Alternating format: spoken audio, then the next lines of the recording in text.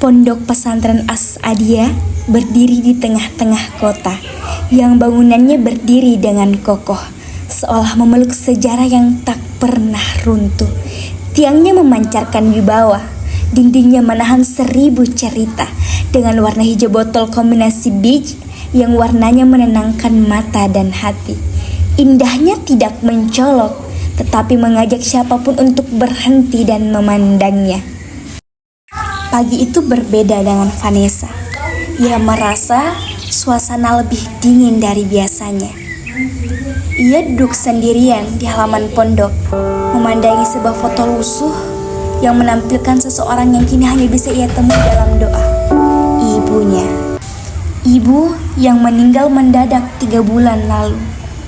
Saat Vanessa sedang melaksanakan ujian madrasah dan mendapat kabar yang menyayat hati itu, hingga membuatnya tak tahu harus berbuat apa selain air mata yang tak henti-hentinya menangis dan hati yang berusaha mengikhlaskan kepergiannya.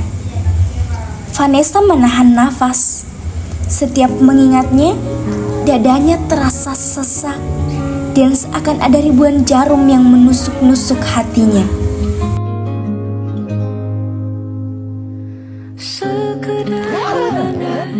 Menetapi diri ini, berpencar begitu mencari apa yang lama dicari. Vanessa, kenapa? Vanessa dapat kabar kalau Vanessa masuk rumah sakit, sedang sakit parah dan dirawat di rumah sakit, Ustazah. Emangnya ibu Vanessa sakit apa? Saya juga kurang tahu, Ustazah. Vanessa cuma disuruh ditemui untuk di rumah sakit. Syukurlah buat ibunya Vanessa. Insya Allah, Ustazah doain buat kesembuhannya ibunya Vanessa. Nah, Ustazah, mohon doanya ya, Ustazah.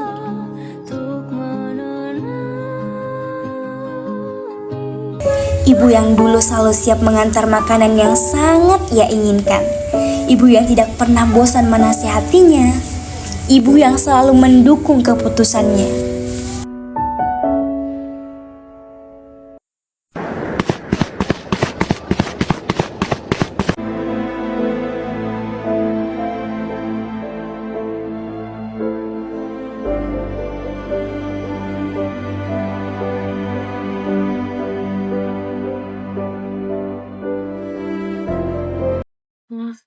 Yang tanya si ibu, hidup ini masih panjang. Kamu masih punya banyak cita-cita yang harus dikejar. Ibu mungkin pergi, tapi doa-doa ibu akan tetap tinggal, mengiringi setiap langkahmu. Jadilah kuat, jadilah baik. Ibu bangga padamu.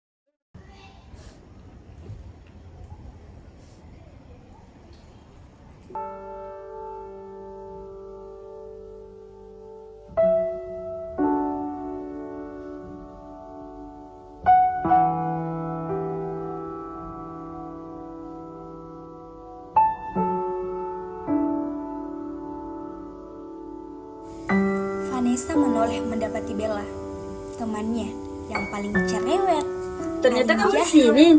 dan paling perhatian. Berdiri sambil membawa 2 buah susu kotak dan snack-snack di tangannya.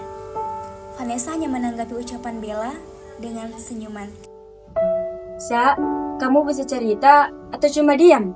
Keduanya tidak apa-apa kok. Aku akan tetap di sini.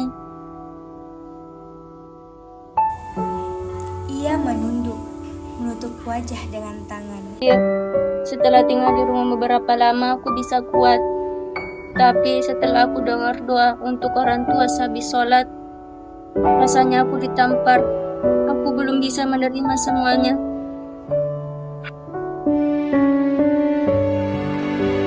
Seseorang pernah bilang sama aku, kesedihan itu gak perlu disembunyikan di belakang.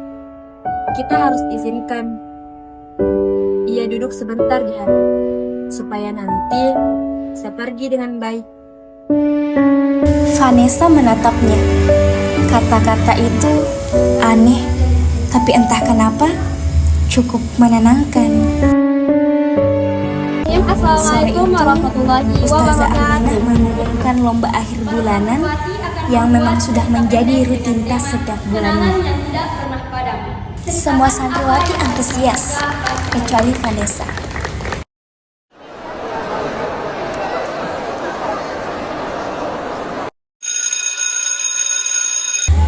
Bella memperhatikan dari jauh. Setelah kelas bubar, ia menghampiri Vanessa.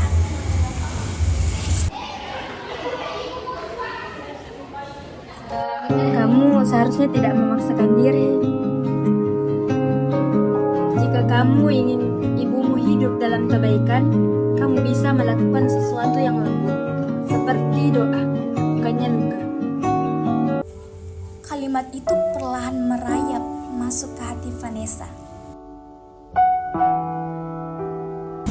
Malam itu, Vanessa membawa pulpen dan kertasnya ke tempat di mana hanya ada dirinya dan tempat di mana langit sangat jelas terlihat. Assalamualaikum, Bu. Maaf kalau aku sering menangis. Aku hanya kangen sama Ibu. Air matanya jatuh untuk pertama kali tanpa ia tahan. Ibu selalu bilang, jika suasana hatiku sedang tidak baik-baik saja, maka Ibu menyuruhku memakan coklat. Ketika Ibu tidak bisa mengunjungi diriku di sini. Terkadang aku merasa sendiri. Tapi aku tidak benar-benar sendiri. Ada teman-temanku, doa, dan ada pesan-pesan Ibu yang tidak akan pernah aku lupakan.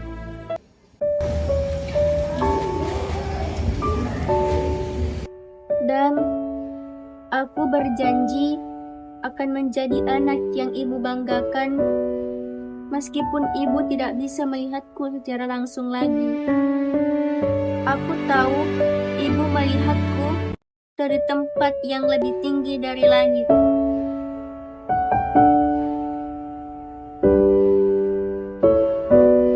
Dari kepergian Ibu, aku memahami perjalanan yang tak pernah aku pahami, bahwa cinta tidak selalu berarti menahan.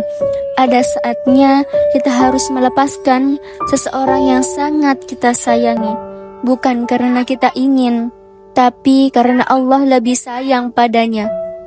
Rindu tetap ada, tapi kini ku terima ia dengan hati yang lebih lapang. Sebab aku tahu, mengikhlaskan bukan berarti berhenti mencintai. Justru itulah bentuk cinta yang paling dalam.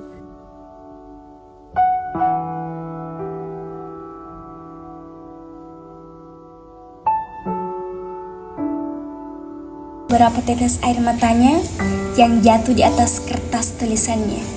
Ia menutup pulpennya, kemudian mengalihkan pandangannya ke arah langit dengan senyum keikhlasan di wajahnya. Di antara bintang yang berkelip, ia merasa ibunya mendengar setiap kata itu. Keesokan paginya, Vanessa berdiri di halaman sambil memperhatikan aktivitas pagi santri lainnya untuk pertama kalinya setelah berbulan-bulan. Bu, Nesa sudah bisa sedikit demi sedikit mengikhlaskan Ibu. Nesa berusaha kayak dulu lagi. Biar Ibu tenang di sana dan selalu doain Ibu. Nesa sayang banget sama Ibu.